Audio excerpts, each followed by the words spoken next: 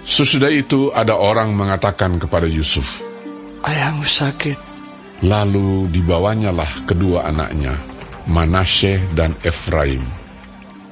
Ketika diberitahukan kepada Yakub, "Telah datang anakmu Yusuf kepadamu," maka Israel mengumpulkan segenap kekuatannya dan duduklah ia di tempat tidurnya.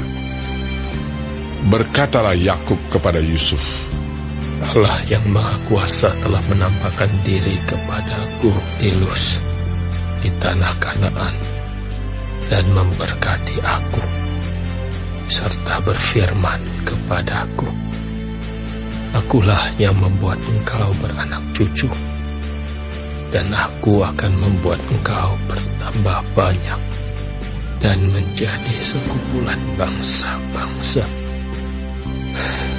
Aku akan memberikan negeri ini kepada keturunanmu untuk menjadi miliknya sampai selama-lamanya.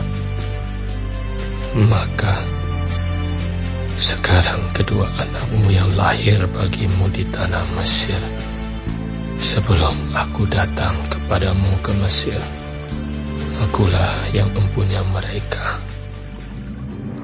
Akulah yang akan mempunyai Efraim dan Manasye, sama seperti Ruben dan Simeon. Dan keturunanmu yang kau peroleh sesudah mereka, engkaulah yang mempunyai. Tetapi dalam pembagian warisan, nama mereka akan disebutkan berdasarkan nama kedua saudaranya itu. Kalau aku pada waktu perjalananku dari Padan, aku kematian Rahel di tanah Kanaan di jalan, ketika kami tidak berapa jauh lagi dari Efrata, dan aku menguburkannya di sana, di sisi jalan ke Efrata, yaitu Betlehem. Ketika Israel melihat anak-anak Yusuf itu, bertanyalah ia, "Siapakah ini?" Jawab Yusuf kepada ayahnya, "Inilah anak-anakku yang telah diberikan Allah kepadaku di sini." Maka kata Yakub, "Dekatkanlah mereka kepadaku, supaya aku berkati mereka." Adapun mata Israel telah kabur karena tuanya, jadi ia tidak dapat lagi melihat. Kemudian Yusuf mendekatkan mereka kepada ayahnya, dan mereka dicium serta didekat oleh ayahnya. Lalu berkatalah Israel kepada Yusuf, "Tidak kusangka-sangka bahwa aku akan melihat mukamu lagi. Tetapi sekarang Allah bahkan memberi aku melihat keturunanmu." Lalu Yusuf menarik mereka dari antara lutut ayahnya, dan ia sujud dengan mukanya sampai ke tanah. Setelah itu Yusuf memegang mereka keduanya, dengan tangan kanan dipegangnya Efraim, yaitu di sebelah kiri Israel, dan dengan tangan kiri Manasye, yaitu di sebelah kanan Israel. Lalu didekatkannyalah mereka kepadanya. Tetapi Israel mengulurkan tangan kanannya dan meletakkannya di atas kepala Efraim, walaupun ia yang bungsu, dan tangan kirinya di atas kepala Manasye. Jadi tangannya bersilang, walaupun Manasye yang sulung. Sesudah itu diberkatinyalah Yusuf, katanya, "Nenekku dan ayahku, Abraham dan Ishak, telah hidup di hadapan Allah. Allah itu sebagai Allah yang telah menjadi gembalaku selama hidupku sampai sekarang, dan sebagai malaikat yang telah melepaskan aku dari segala bahaya. Dialah kiranya yang memberkati orang-orang muda ini, sehingga namaku serta nama nenek dan bapakku, Abraham dan Ishak, termasyhur oleh karena mereka, dan sehingga mereka bertambah-tambah menjadi jumlah yang besar di bumi. Ketika Yusuf melihat bahwa ayahnya meletakkan tangan kanannya di atas kepala Efraim, hal itu dipandangnya tidak baik. Lalu dipegangnya tangan ayahnya untuk memindahkannya dari atas kepala Efraim ke atas kepala Manasye. Katanya kepada ayahnya, "Janganlah demikian, ayahku, sebab inilah yang sulung. Letakkanlah tangan kananmu ke atas kepalanya." Tetapi ayahnya menolak. Katanya, "Aku tahu, anakku, aku tahu. Ia juga akan menjadi suatu bangsa, dan ia juga akan menjadi besar kuasanya.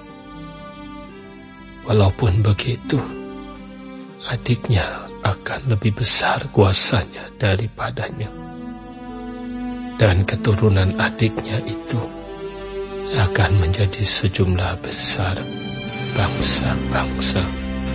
Lalu diberkatinyalah mereka pada waktu itu. Katanya, "Dengan menyebutkan namamu lah orang Israel akan memberkati.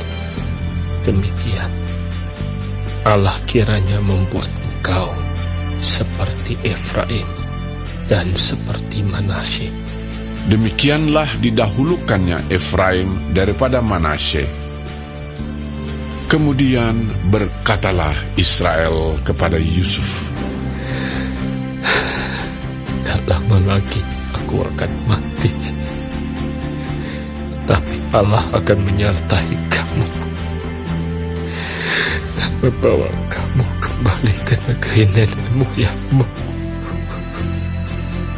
Dan sekarang aku memberikan kepadamu sebagai kelebihanmu daripada saudara-saudaramu suatu punggung gunung yang kurebut dengan pedang dan panahku dari tangan orang Amori."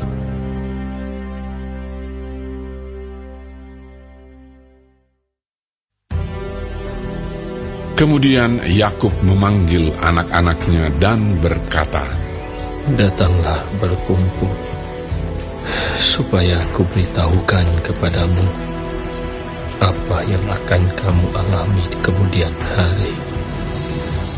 Berhimpunlah kamu dan dengarlah, ya anak-anak Yakub, dengarlah kepada Israel, ayahmu.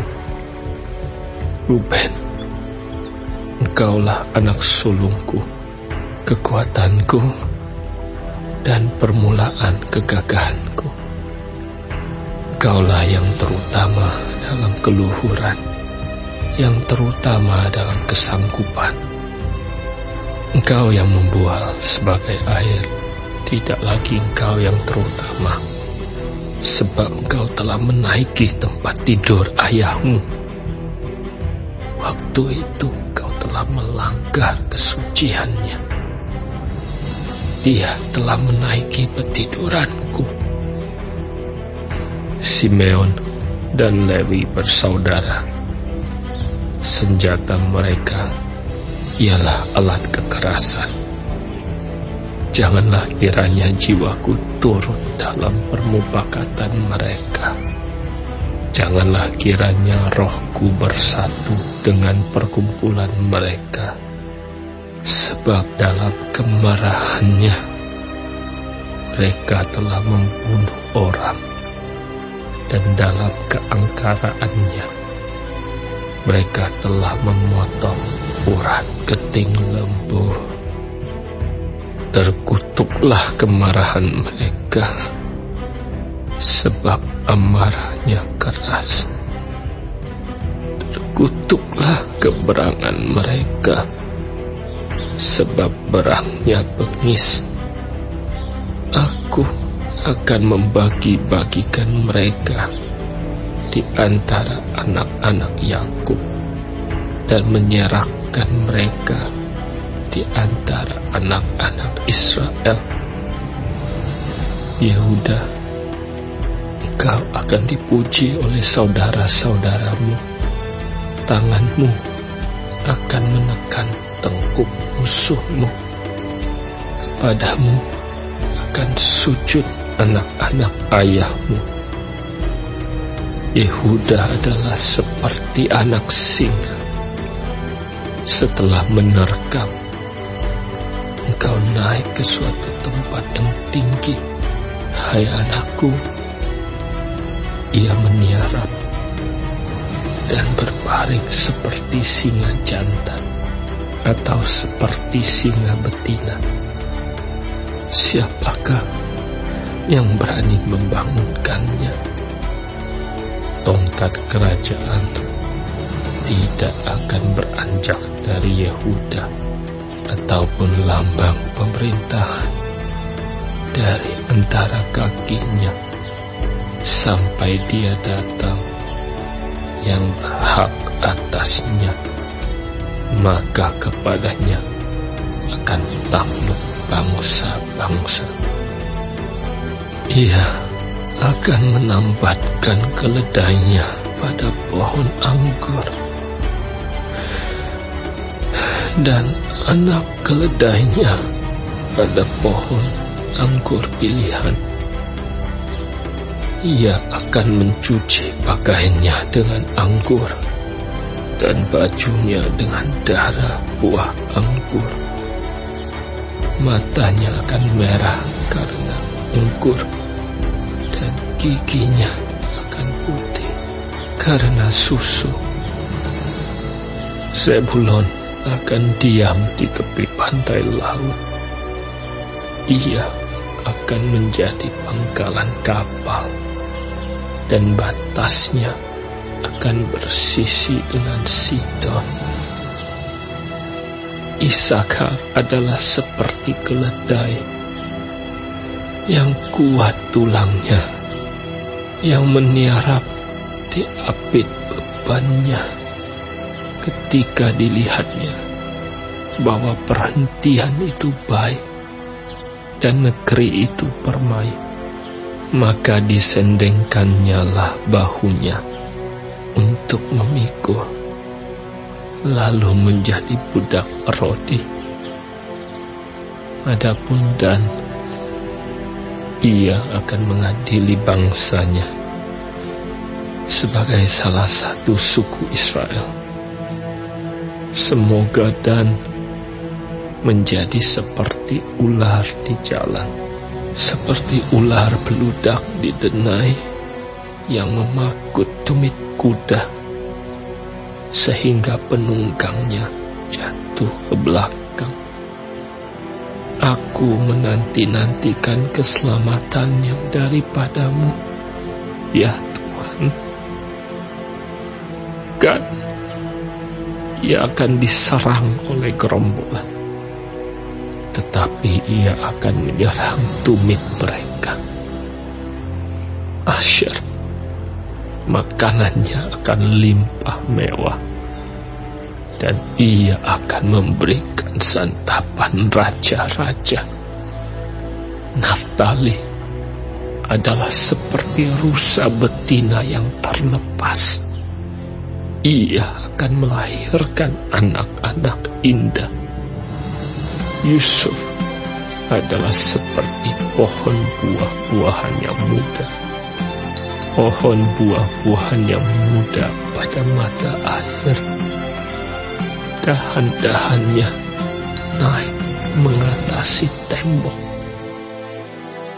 Walaupun pemanah-pemanah telah mengusiknya, memanahnya dan menyerbunya, namun panahnya tetap kokoh, dan lengan tangannya tinggal liat.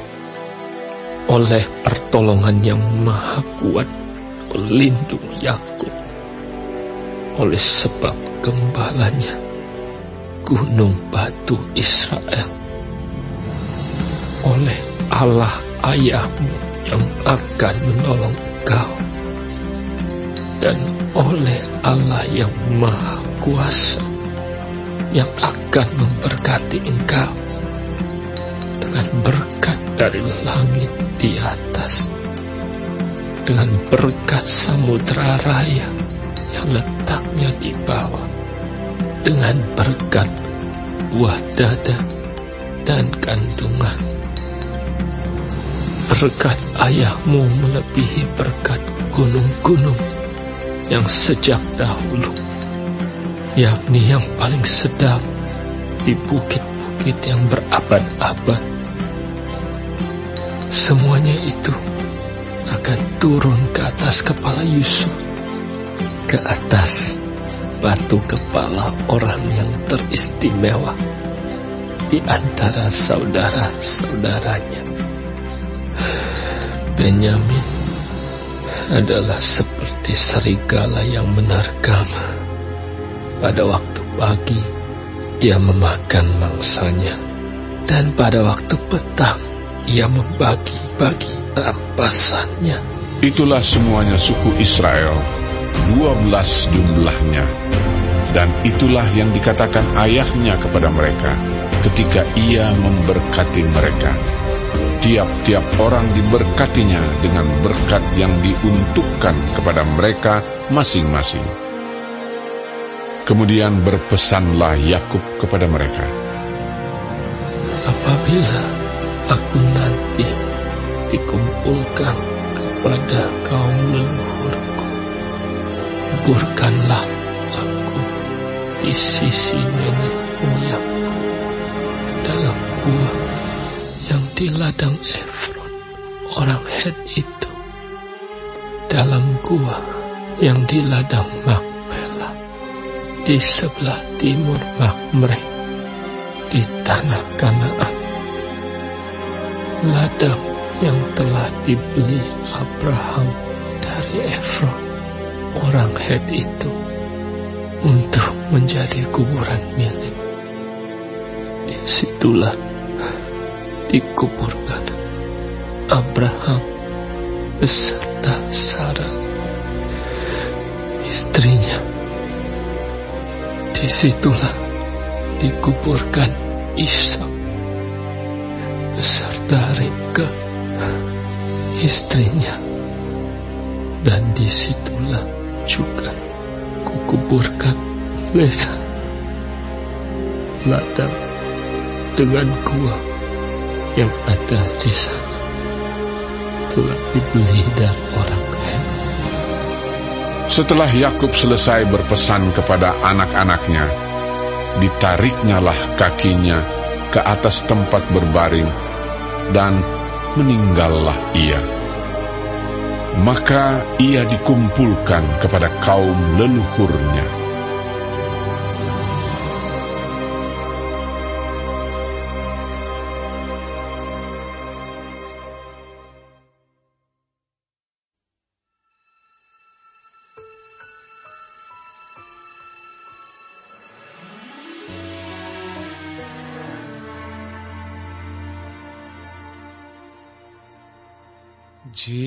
Jikalau bukan Tuhan yang membangun rumah, sia-sialah usaha orang yang membangunnya.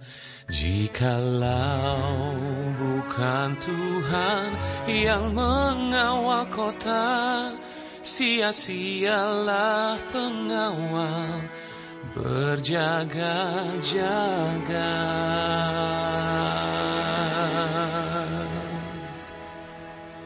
Sia-sialah kamu bangun pagi-pagi dan duduk-duduk sampai jauh malam, dan makan roti yang diperoleh dengan susah payah, sebab Dia memberikannya kepada yang dicintainya pada waktu tidur.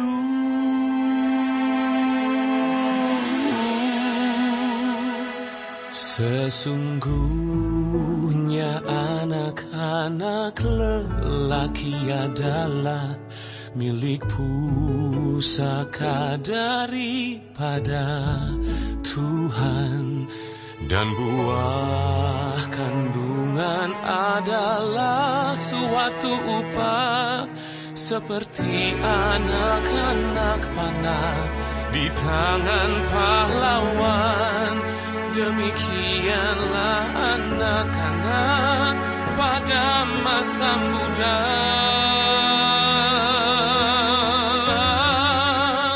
Berbahagialah orang yang telah membuat penuh tabung panahnya dengan semuanya itu. Ia tidak akan mendapat malu apabila ia berbicara dengan musuh-musuh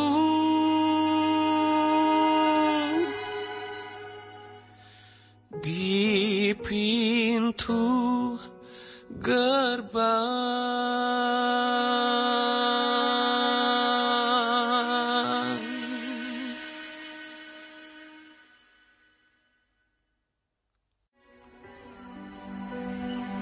Orang yang bersaksi dusta terhadap sesamanya adalah seperti gada, atau pedang, atau panah yang tajam.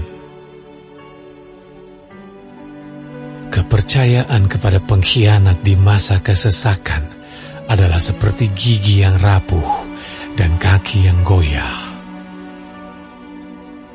Orang yang menyanyikan nyanyian untuk hati yang sedih adalah seperti orang yang menanggalkan baju di musim dingin, dan seperti cuka pada luka.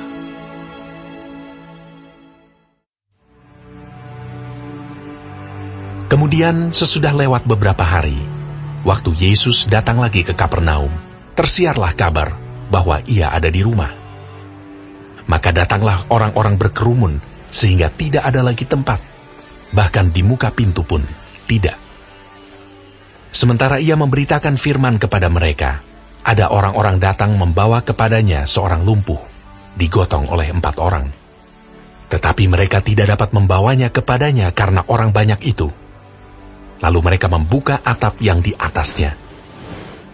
Sesudah terbuka, mereka menurunkan tilam tempat orang lumpuh itu terbaring.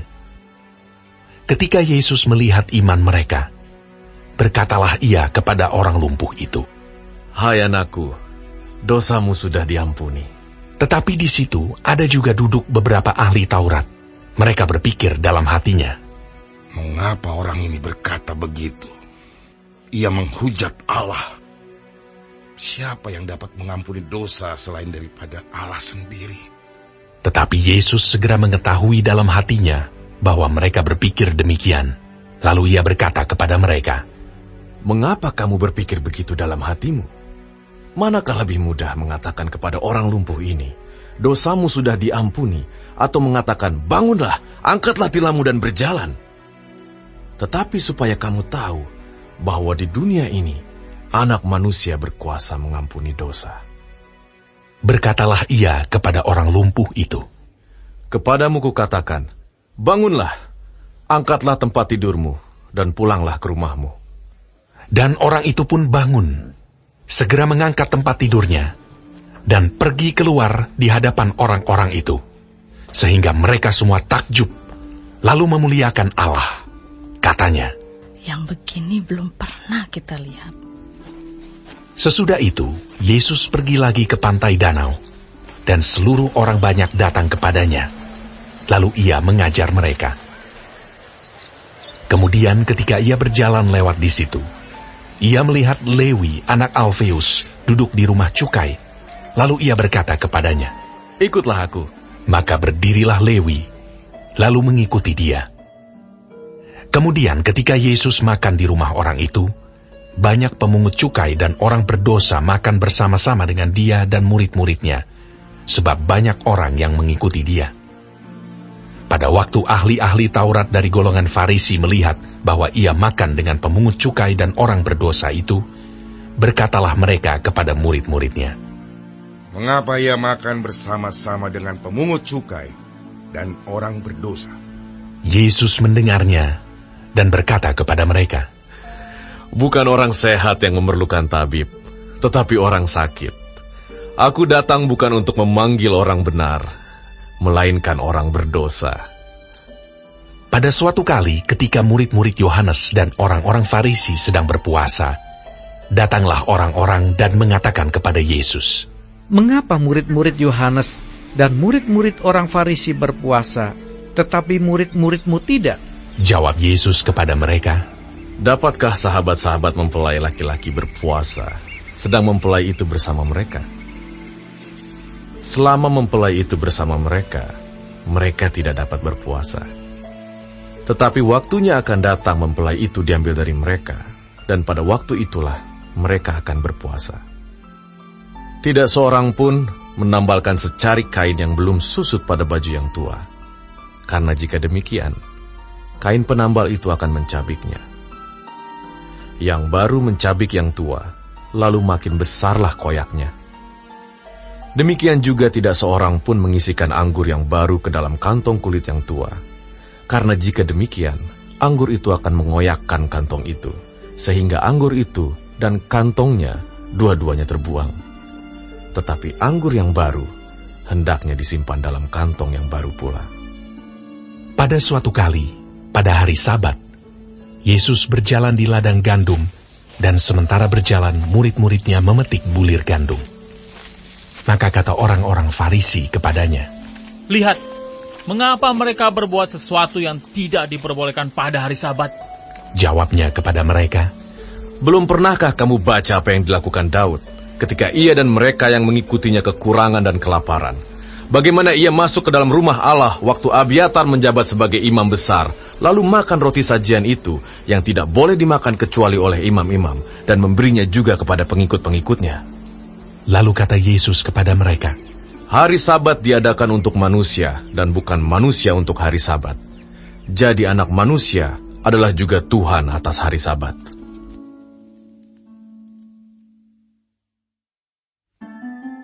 Maka aku bertanya, adakah Allah mungkin telah menolak umatnya? Sekali-kali tidak. Karena aku sendiri pun orang Israel, dari keturunan Abraham, dari suku Benyamin. Allah tidak menolak umatnya yang dipilihnya. Ataukah kamu tidak tahu apa yang dikatakan kitab suci tentang Elia waktu ia mengadukan Israel kepada Allah? Tuhan, nabi-nabimu telah mereka bunuh, mesbah-mesbahmu telah mereka runtuhkan. Hanya aku seorang dirilah yang masih hidup, dan mereka ingin mencabut nyawaku. Tetapi bagaimanakah firman Allah kepadanya? Aku masih meninggalkan 7.000 orang bagiku, yang tidak pernah sujud menyembah Baal. Demikian juga pada waktu ini. Ada tinggal suatu sisa menurut pilihan kasih karunia. Tetapi jika hal itu terjadi karena kasih karunia, maka bukan lagi karena perbuatan. Sebab jika tidak demikian, maka kasih karunia itu bukan lagi kasih karunia. Jadi bagaimana? Israel tidak memperoleh apa yang dikejarnya, tetapi orang-orang yang terpilih telah memperolehnya, dan orang yang lain telah tegar hatinya.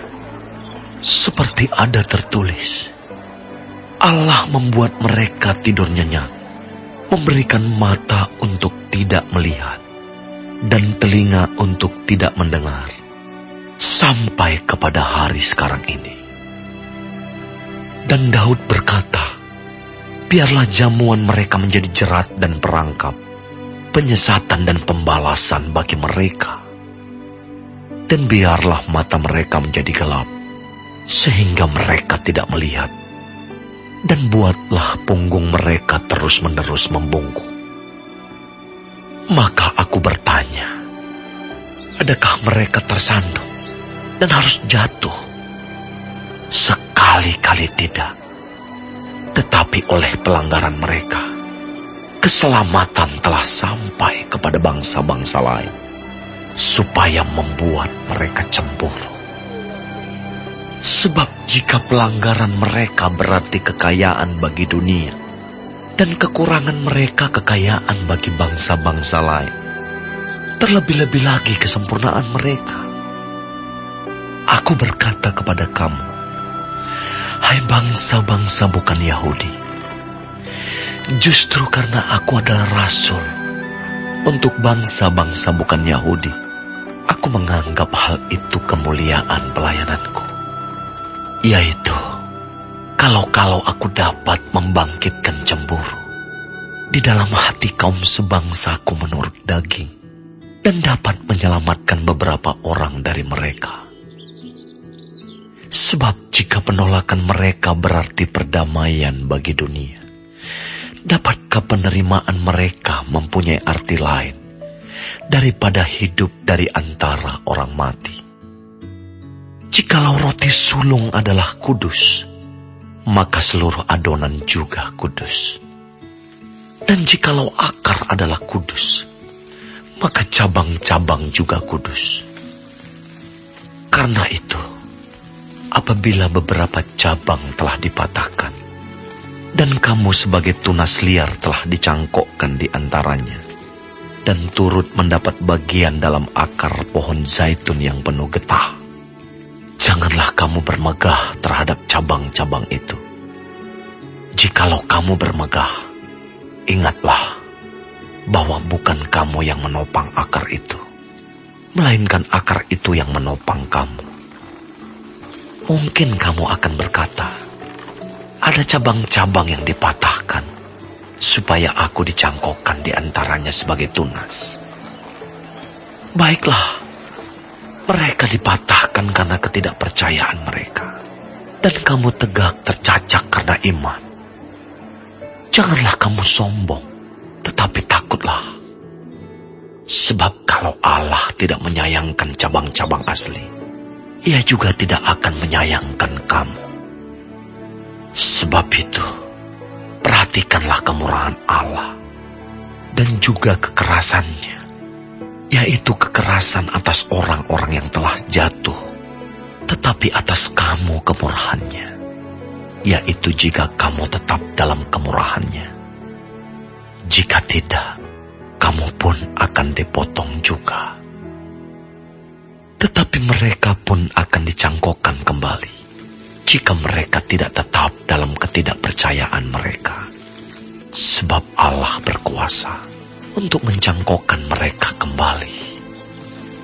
Sebab jika kamu telah dipotong sebagai cabang dari pohon zaitun liar, dan bertentangan dengan keadaanmu itu, kamu telah dicangkokkan pada pohon zaitun sejati. Terlebih lagi mereka ini, yang menurut asal mereka akan dicangkokkan pada pohon zaitun mereka sendiri.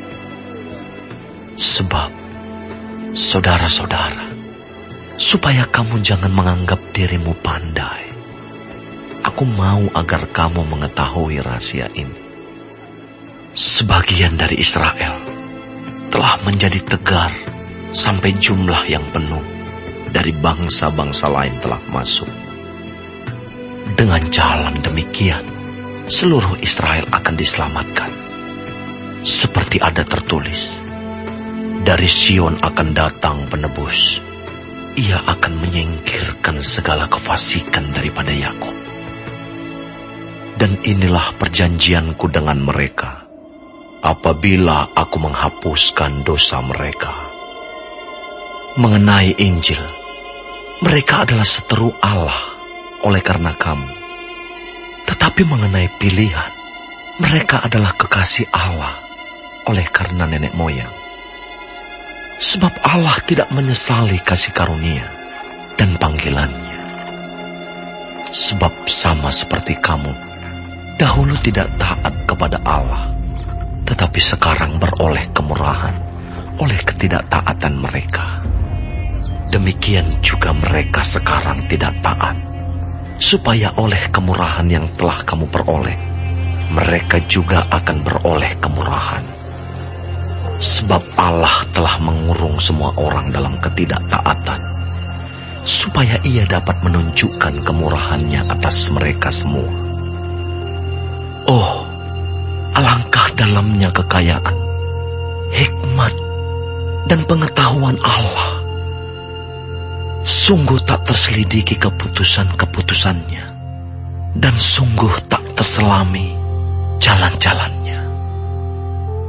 Sebab, siapakah yang mengetahui pikiran Tuhan? Atau siapakah yang pernah menjadi penasihatnya? Atau siapakah yang pernah memberikan sesuatu kepadanya, sehingga ia harus menggantikannya? Sebab segala sesuatu adalah dari Dia, dan oleh Dia, dan kepada Dia. Bagi Dialah kemuliaan sampai selama-lamanya.